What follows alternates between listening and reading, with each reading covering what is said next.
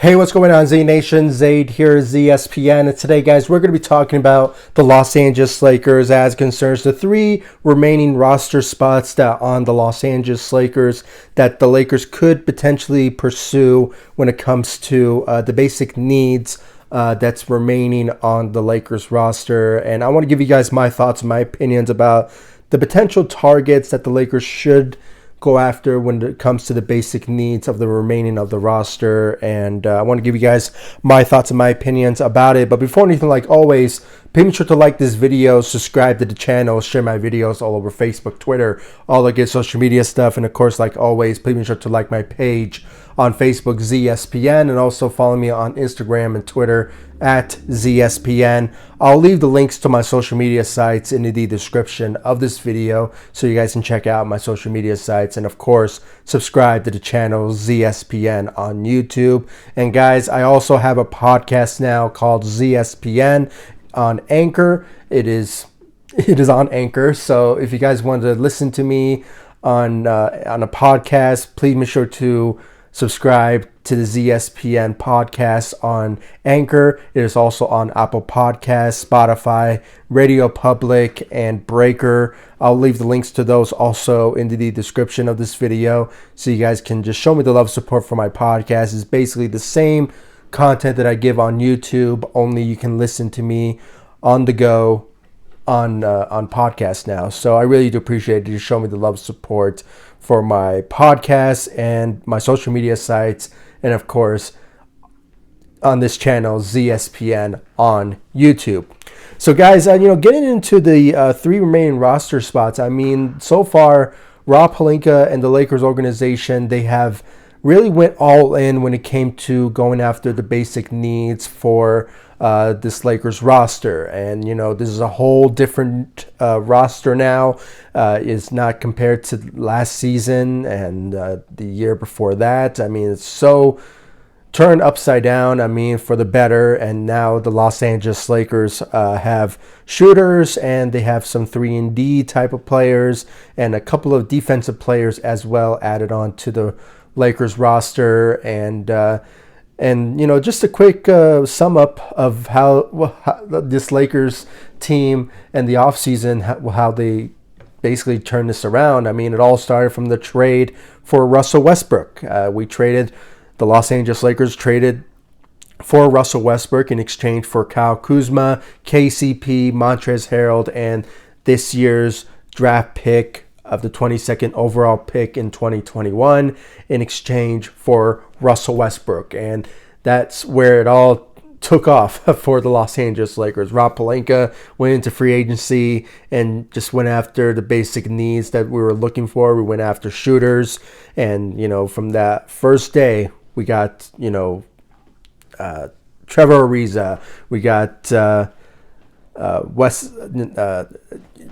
Wayne Ellington, and Dwight Howard on that first day. And, the shooters and the defense was main priority for the Lakers, and we went after those players. And then on the second day, we went after Carmelo Anthony, finally bringing him to the Los Angeles Lakers to team up with LeBron James. And now it's going to be the first time they team up together on the same team. And then we went after some young players. We went after Malik Monk, who is a playmaker and a guy who can also shoot threes as well. So shooting was also a priority for the Lakers, as I mentioned. And we went after Kendrick Nunn, who is, I had to say, going to be like the sixth man, so to speak, for the Los Angeles Lakers. A guy who will be a good backup behind Russell Westbrook, or potentially who's going to start for the shooting guard position. I'm not sure who, but that's all going to be clear in the next couple of months when it comes to how Frank Vogel is going to put up the starting lineup together and the rotation. So hopefully he will be a main part of the rotation for the Los Angeles Lakers moving forward. And with that, the Lakers just built a good team around LeBron, Anthony Davis, and Russell Westbrook going into the regular season. They're the basic favorites to win the championship in 2022. So hopefully it does go according to plan, and hopefully, it all fits together going into the next season. And I really can't wait for the season to begin for the Los Angeles Lakers. So, but having said all of that, now we have 12 players on the roster who are under contract. And, the remaining players that before these signings ever happened, I mean, it was LeBron James, Anthony Davis, and, Marc Gasol picked his, or the team, Los Angeles Lakers picked up his player options. So, he's still remaining with the Lakers. And THT signed his new deal with the Los Angeles Lakers on a 3-year, around $30 million.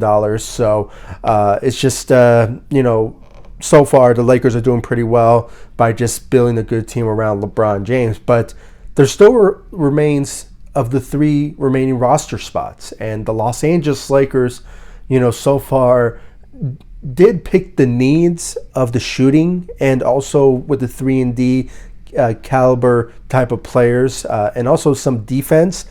But personally, guys, for the remaining of the rosters, the Los Angeles Lakers should go after defensive type of players. Now, it's not to say that the Lakers, if somehow they pick another shooter to join the team, that's fine. I have nothing problem with that. So hopefully, whoever's out there who's good at shooting, Rob Pelinka will pick him as the final remaining roster spots. So, but defensively, I think it's another priority for the Lakers to just build around this team. And one player comes to mind, and I think all Laker fans is seeing the writings on the walls when it comes to this particular player, and he's been in some predictions of who the Lakers could pursue in free agency for the remaining rosters, and that is Paul Millsap. I mean, he played for the Denver Nuggets for 3 years, and even though he has been dealing with injuries as of late,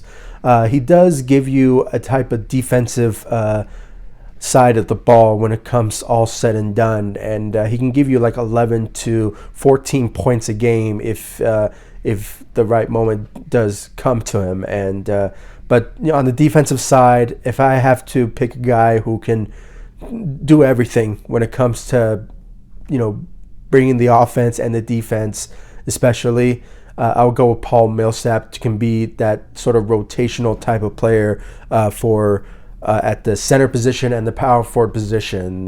He can obviously help out Anthony Davis at that sort of instance, and alongside Dwight Howard and Marc Gasol as well. So defensively, Paul Millsap fits the scheme of things for Frank Vogel and the rest of the defensive side when it comes to the Los Angeles Lakers. So Paul Millsap does fit that description. I think the Lakers should pursue him in that sort of instance. As I mentioned, when it comes to shooting, if the Lakers were going to look for another shooter, it's kind of hard to tell who would be that other player that could be added on as the defensive or the shooting side of the ball. Some people, or most Laker fans that I've been hearing about when it comes to maybe the Lakers should sign this particular player, and that is, forgive me guys, I think I might be mistaken by his name or the player that I'm talking about, but if you're watching this, I'll put the photo of the player that I'm talking about, and that is James Ennis. He's he's a California native. I forgot what specific city that he's from, but he's from there. So just another instance of the Lakers bringing back some native California, LA type of players to the Los Angeles Lakers, as we witness in this free agency. But James Ennis, he's a guy who played for the Orlando Magic, but his ability has been always recognized as being a good shooter for throughout his career, and I believe he shot somewhere around like 38 or 40% from the three. So if the Lakers were looking for a shooter, James Ennis, I might be wrong with his name, guys. My apologies, but I believe I'm I'm saying it right, but that particular player, I think the Lakers should consider bringing in. I'm trying to think about some others that could be a good help for the team. And guys, I'm just going to rule this out right now. Dennis Schroeder will not be part of the Los Angeles Lakers. I know some people were thinking, he should take less to re-sign with the Los Angeles Lakers. But so far, guys, he has put out a bad reputation for himself when it comes to, signing to a team and, requesting a certain contract, which by the time I'm uploading this video, he is still a free agent. So I'm very surprised that no team picked him up since. So, for a guy who's, bragging that he's one of the best point guards in this league, I'm very surprised that he hasn't been signed yet. And he had an opportunity to sign with the Lakers, but, it just didn't. He wanted more, I guess. I don't know. Maybe he'll play for his team in Germany. You never know. So, you just have to rule that out as Dennis Schroeder. He may go to the Celtics. I'm not sure, but we just have to see. Maybe a sign and trade type of scenario will still be in the works, but still remains to be seen about that. But when you have to look at some other players, guys, I think, with how Rob Pelinka is bringing back some former Lakers, I think he should go another route that way, like maybe possibly bringing in Wesley Matthews. He played for the Lakers last season, even though he has been, in my opinion, not really out there when it comes to helping out the Lakers, when it comes to shooting wise, but defensively, he is very well elite when it comes to being a good defensive player. We saw that a couple of times throughout this last season on the defensive side, how he's been guarding some certain players. And if the Lakers are looking for a defensive type of player, Wesley Matthews, you can bring it back cheap on the veteran minimum, and it will just work out at the end for the Los Angeles Lakers in that sort of instance, bringing back a former Laker in Wesley Matthews. So maybe that will go pretty well for the Lakers when it comes to that. And, he brings that familiarity, excuse me, when it comes to him understanding the Lakers coaching staff. Frank Vogel, he understands the system. So, bringing somebody who has experience under that will work out when it comes all said and done. And I'm trying to think about some others. I mean, there's a lot, guys. JJ Redick, I don't really think he will. There's a lot of talks that he doesn't want to leave his family in the East Coast, but maybe it'll work out. You never know. We just have to see. Josh Hart, he is still remaining on the free agency market, but he is a restricted free agent, so you never know. If the Lakers do give him an offer, he could the Pelicans could match it and bring him back. You never know. So he's still out there, surprisingly, and I don't know why he hasn't been signed yet to any certain team that's out there. But it would be nice to see Josh Hart come back to the Lakers, but we just have to wait and see if there's any interest from the Lakers for Josh Hart. So trying to think about some others. Guys, there is still Speed Mikhailuk, former Laker himself. He only lasted for like a half a season for the Lakers before he got traded to Detroit for Reggie Bullock. So, the instance there of potentially bringing him in still remains to be seen about that. He's still a free agent, so you never know where he will sign. But, trying to think about some others, guys.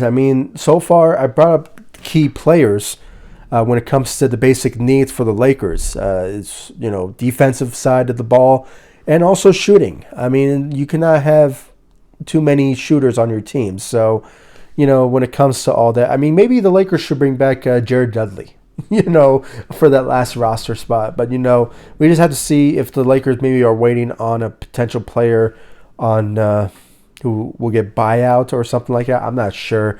But, so far, guys, the Lakers, when it comes to the free agency market, they're doing pretty well. I mean, we have to commend Rob Pelinka for just spending $15 million on 8 players to re-sign with the to sign with Lakers, and also, well,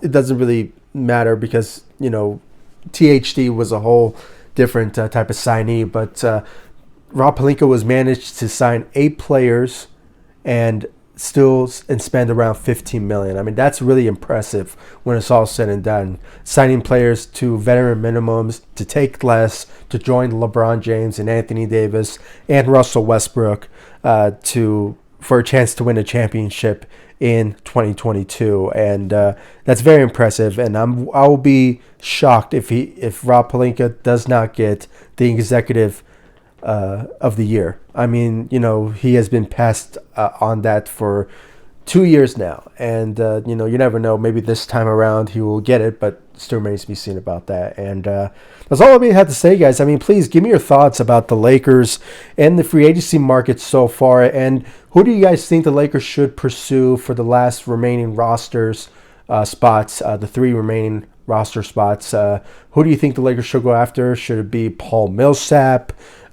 Maybe it could be somebody on the shooting side of the ball, or maybe defensively. I mean, there's also, I forgot to bring him up, and I think maybe some of you may disagree with me on it, but I'm thinking about the defensive side and at their center position, because the Lakers do need, in my opinion, to add another center to the Lakers roster. And I think DeMarcus Cousins would be another guy who the Lakers should consider bringing in when it comes to the rotation of the center position, if somehow Anthony Davis doesn't want to play more time on the center position. So we just have to see if the Lakers will have interest in DeMarcus Cousins, bringing him back to the Los Angeles Lakers. You never know. So, who do you guys think that the Lakers should go after for the last remaining 3 roster spots? I really want to know your thoughts about it in the comment section down below. Like this video, subscribe to the channel, share my videos, and please give me your thoughts about the Lakers free agency. And are you guys optimistic about the Lakers winning the championship in 2022? Or if you're like everyone else, and I shame those people who are hating on the Lakers when it comes to their age. I mean, guys, if you look back in, I believe, 1997 of the Chicago Bulls, Michael Jordan, Scottie Pippen, and all those players who were in their 30s and still managed to win a championship in that particular year. I believe it was 1997 or 1995, somewhere around there. But, it was an old Chicago Bulls team, and they were managed to win a championship that particular year. So, I don't think this time around it will hurt the Lakers when it comes to their roster and their age of winning the championship. I mean, the talent there is just so overwhelmingly, gifted when it comes all said and done. And I think that with enough motivation and the type of leadership and the fit, I believe the Lakers can pull off a championship win in 2022, and I just really can't wait to see that from the Los Angeles Lakers moving forward. And I really want to know, guys, your thoughts about it in the comment section down below. Like this video, subscribe to the channel, make sure to like all of my social media sites, Facebook, Instagram, Twitter, ZSPN, like my page on Facebook, and follow me on Instagram and Twitter at ZSPN. I'll leave the links to my social media sites in the description of this video so you guys can check out my social media sites. And of course, subscribe to the channel. And guys, subscribe to my podcast on Anchor. I'll leave the links to that in the description as well. And I'll see you all in the next video. Thanks so much for watching. Go Lakers. Take it easy, guys. Stay safe out there.